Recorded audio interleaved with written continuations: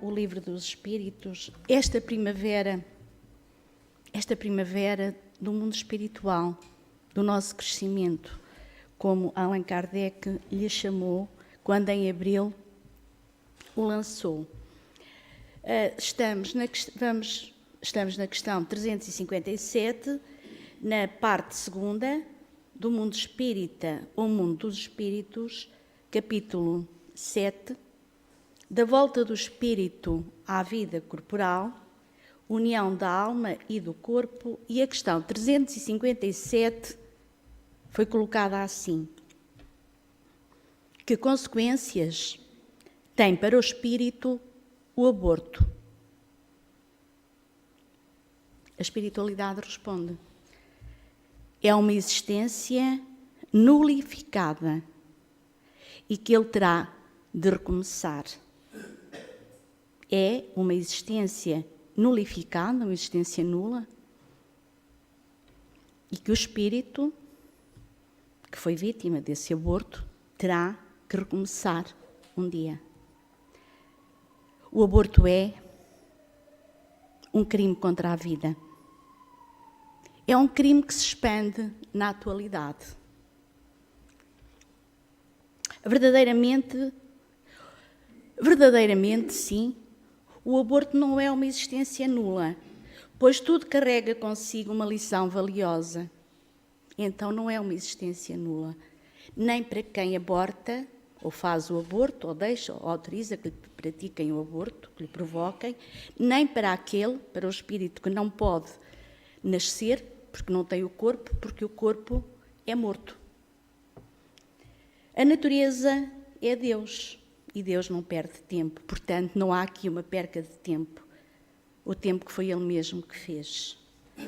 Se o aborto for provocado, as mãos que deram início a esse crime sofrerão, sem dúvida, as consequências do ato criminoso praticado. Existem espíritos que muitas vezes são impedidos de nascer. Muitas vezes é a natureza cobrando, outras vezes são mãos assassinas que o impedem de ver a luz do mundo pelos olhos da matéria, não tendo um corpo. Ou então, e acontece também muitas vezes, enfermidades que acometem aquele pequeno fardo, aquele pequeno corpo, fazendo lardear suas vibrações, desatando, antes de poder formar-se, o corpo que serviria de veste a este espírito que quer reencarnar, desatando os laços da alma que se prendem a este corpo pequenino que não vinga. Há uma verdade nisto tudo. E a lei dos homens, pune o aborto, permite-o até em determinadas circunstâncias, despenalizando, mas a espiritualidade diz-nos que o homem não tem o direito de fazer justiça. A natureza sabe como se comportar para com os criminosos. Porque tudo tem uma razão de ser e Deus não faz nada sem motivo. Não devemos provocar nada, nem violentar nada. Devemos, sim, escutar a voz do Cristo na nossa consciência e saberemos o que fazer com utilidade. Porque Jesus Cristo é o portador da vida, Ele é o canal de Deus para que a luz se faça no mundo e para os homens. Acontece que a violência não é só física. Ela é gerada no pensamento e eles podem violentar o pensamento, podem violentar as atitudes dos companheiros, desfazendo ideias e dando intuições negativas às criaturas fracas no caminho que se percorre. E abortar também ideias que poderiam ser valiosas. O Evangelho surgiu no mundo em nosso socorro, para nos ensinar como pensar e transmitir ideias da brandura no amor, de modo a que surja nos nossos corações a caridade para com tudo e com todos. Não devemos assim abortar as ideias nobres dos nossos irmãos que encontramos pelo caminho. Alimentemo-las sim todos os dias, pois são sementes plantadas por alguns missionários da verdade. Procuremos ajudar a todos no que pudermos servir e respeitemos a vida em todas as suas manifestações, que a própria natureza passará a oferecer-nos mais vida e consciência das vidas que nos cercam por amor de Deus. O aborto, em sentido real, como entendemos, o aborto mesmo, o aborto, é a falta de Jesus no coração. E a vida é o Cristo no seu esplendor, na consciência dos homens.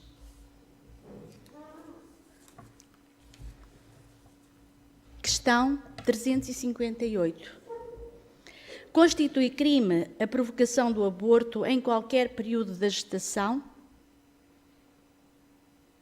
E respondem: há crime sempre que transgredis a lei de Deus. Uma mãe, ou quem quer que seja, cometerá crime sempre que tirar a vida a uma criança antes do seu nascimento. Por isso que impede uma alma de passar pelas provas a que serviria de instrumento o corpo que se estava a formar. O aborto constitui um crime, já dissemos, porque se subtrai à lei de Deus. É querer desarranjar a ordem do universo, abortar aquilo que Deus programou, a obra divina. Intenção pela qual a criatura responderá pelas suas consequências nefastas, negativas, porque a consciência essa não deixa pacificar um espírito que haja contra as leis de Deus.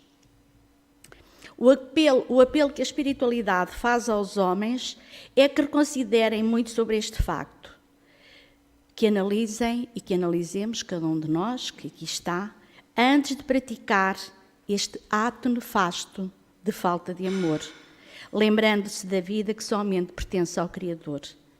Uma mãe que aborta o filho por motivos banais, por não querer filhos, não pode ser chamada de mãe, porque mãe é um nome sinónimo de amor. E quem pratica esse crime não tem amor no coração. Estamos num fim de ciclo de duras provas. Estamos. A terra geme e nós sentimos isso. A Mãe Natureza grita. E somos testados por várias modalidades de provas, sendo a humanidade influenciada por falanges e mais falanges de espíritos inconscientes que receberam a misericórdia de Deus para descer à terra, aproveitando nela oportunidades maiores de aprendizagem. Mas muitos deles, muitos dos que vêm e reencarnam, muitos de nós, ainda que aqui estamos, carregam no coração paixões que transbordam dos seus mal educados sentimentos ainda. Extravasam o sexo de todas as maneiras, procurando nele a felicidade que ele não traz. E daí surgem as tempestades na consciência. Seja a mãe ou outra qualquer pessoa que servir de instrumento para abortar uma criança, pratica um crime. E pior, essa premeditação vem da maldade, da inconsciência das leis divinas. São pessoas mentindo a si mesmos.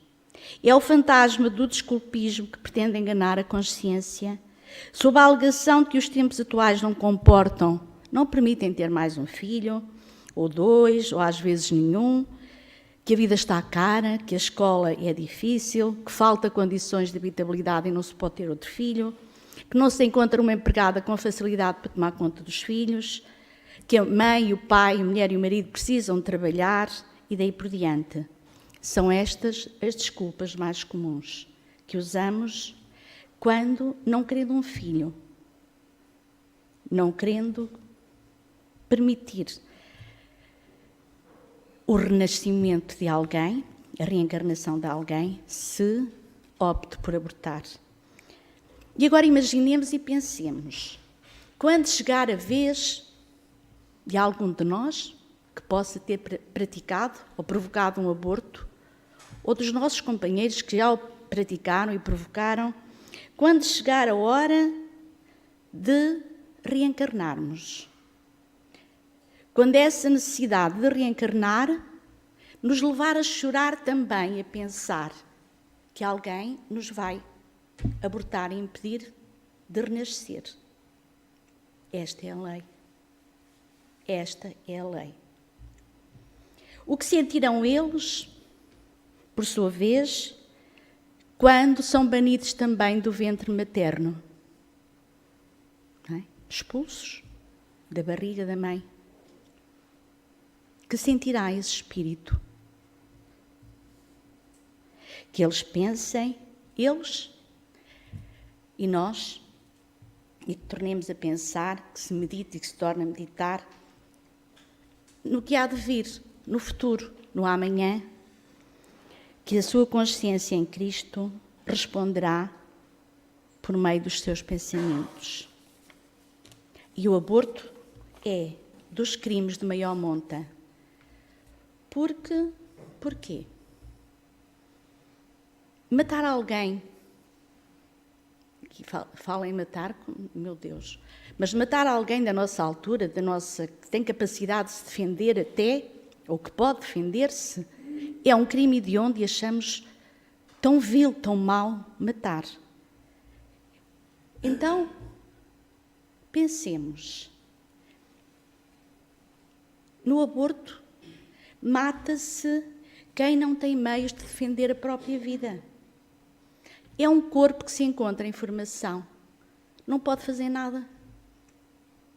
O pior é que são muitos os inimigos, e esta é outra realidade, que aquele que pratica o aborto, ou que incentiva, ou que ajuda ao aborto, são muitos os inimigos que se granjeiam na espiritualidade depois, no mundo espiritual, no ato de abortar uma criança em gestação.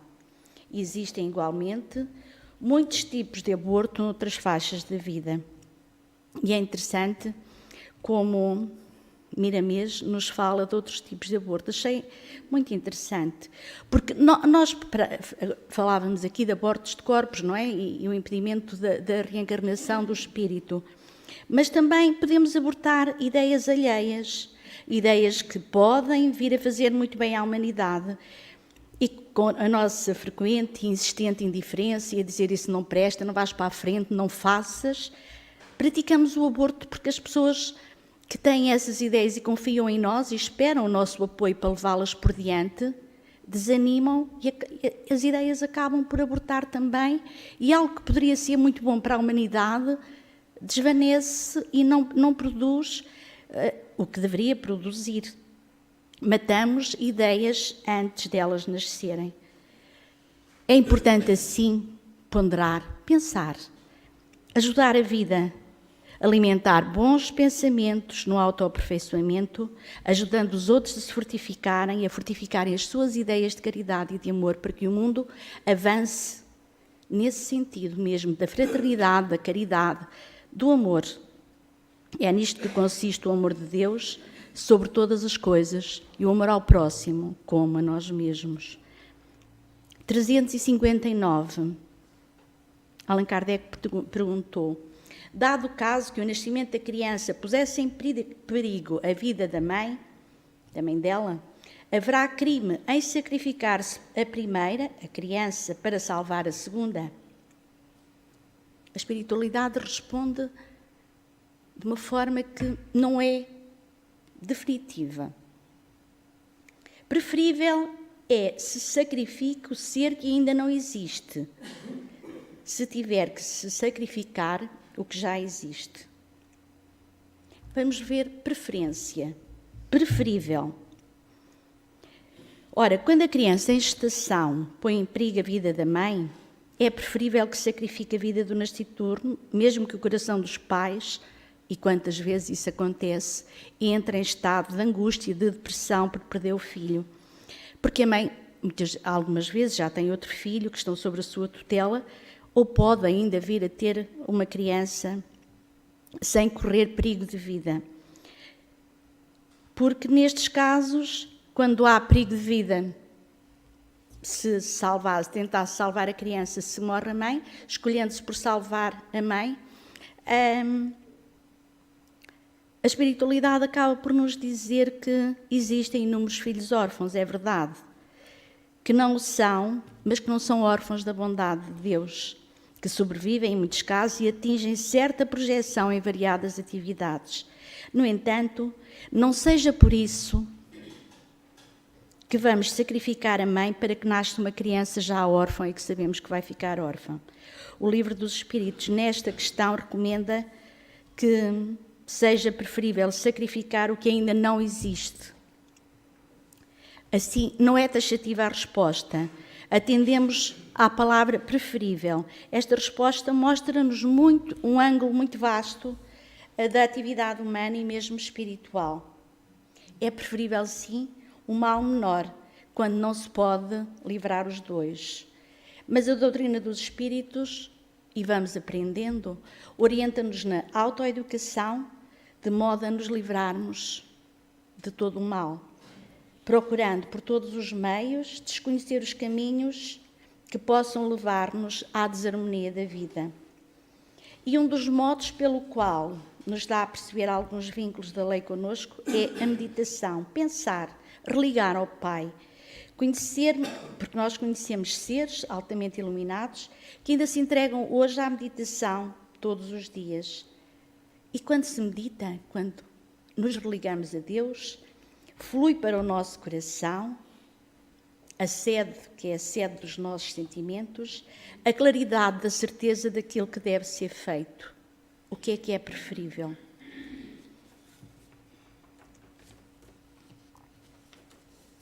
(360) Será racional ter-se com o feto as mesmas atenções que se dispensam ao corpo de uma criança que viveu apenas algum tempo? A resposta: vede em tudo isso a vontade e a obra de Deus. Não trateis, pois, desatenciosamente coisas que deveis respeitar. Porque não respeitar as obras da criação, algumas vezes incompletas por vontade do Criador? Tudo ocorre segundo os seus desígnios e ninguém é chamado para ser juiz. Assim, uma criança ao nascer sem vida, mostra a vida obedecendo à lei divina, à lei da justiça. Os pais, no momento em que nasce um corpo morto, sentem-se agredidos pelo destino, isso, porém, quando não compreendem ainda a vontade do Criador, porque nada há de errado no turbilhão dos acontecimentos espirituais e mesmo na Terra. Tudo obedece à vontade de Deus. Vejamos o que diz Paulo aos Tessalonicenses, na sua primeira carta, capítulo 5, versículo 18, e que muitas vezes aqui é referido. Em tudo dai graças, porque esta é a vontade de Deus em Cristo Jesus para convosco. Entra, pois, aqui o respeito para todos os acontecimentos, tudo aquilo que acontece, tirando dele o que se move, a razão de ser do que ocorre na vida. Nada acontece por acaso, tudo tem um sentido. Se uma criança nasce morta e se escapuliu à vida antes de abrir os olhos ao mundo, existe um motivo. Um motivo que é secreto ainda, que nós não percebemos. Mas existe, vibrando para que os estudiosos o descubram e aumentem sua admiração pelos desígnios do Criador. Devemos assim amar tanto o feto, cujo aborto tenha sido feito pela natureza, quanto aquele que teve alguns dias de vida, tanto aquele que chegou à mocidade, que foi crescendo, assim como o velho que está prestes a se despedir do mundo material. Enfim, todos os departamentos da vida, todas as fases por que passamos, que a natureza nos mostra na sua escala progressiva, devem ser respeitados. Tudo tem uma razão de ser e nada acontece sem a permissão de Deus. Então, por que somente respeitar o Espírito? Será que só temos que respeitar o Espírito mesmo? O respeito deve ser extensivo a tudo o que existe, porque nada foi feito sem Deus, sem que Deus o tenha abençoado. Tudo. Se alguém nasce para não viver fisicamente, dentro do padrão normal, que é o que nós entendemos, passados os 9 meses, e não nasce, se alguém nasceu para não viver fisicamente, dentro do padrão normal dos homens, está com essa atividade interceptada por um motivo justo. Há algo de justo e de projetado e de programado por detrás de toda esta situação. A justiça vê sem os olhos dos homens, sente sem os sentimentos dos homens também, e nunca erra o endereço dos culpados. Nós é que não sabemos porque é que nos acontecem as coisas. Então, por que deixar de respeitar um ser vivente apenas porque ele não vive no nosso reino, na faixa em que habitamos? Se realmente queremos realizar o nosso potencial, alcançando a iluminação, e é esse o objetivo de todos nós, é crescer, iluminarmos-nos, irradiarmos, evoluirmos cada vez mais, temos que aumentar o escopo da nossa compaixão, até conseguir abranger todos os seres vivos sem exceção, como faria uma mãe amorosa que sente compaixão por todos os seus filhos, independentemente de estarem agindo bem ou mal. Estas as 4 questões de hoje sobre o aborto e como é que é difícil para quem não o deseja e às vezes a leviandade e a facilidade com que é feito para quem ainda não entende as consequências do ato que espiritualmente está praticando. Falta de amor, diz-nos a espiritualidade. Falta da capacidade de ser mãe. E ontem comemoramos, festejamos, no fundo, o Dia da Mãe. E a espiritualidade diz-nos que ser mãe é ser um ser amor. Então,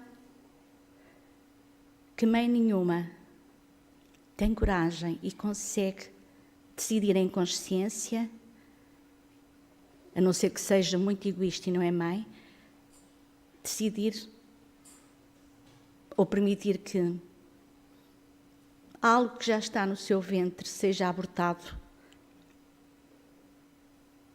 e que não tenha a oportunidade de viver, de reencarnar e de passar pela experiência, a experiência que nós estamos todos a passar, porque se os nossos pais tivessem decidido abortar-nos, não estaríamos agora aqui a viver também. Então, fica a mensagem. Aborto é um crime, um dos maiores crimes e mais hediondos que podem existir a nível espiritual e mesmo a nível das leis dos homens, porque é matar algo que é tão pequenino, que não tem capacidade de forma nenhuma para dizer não me mates, ou de fugir, ou de se esconder. Não há como.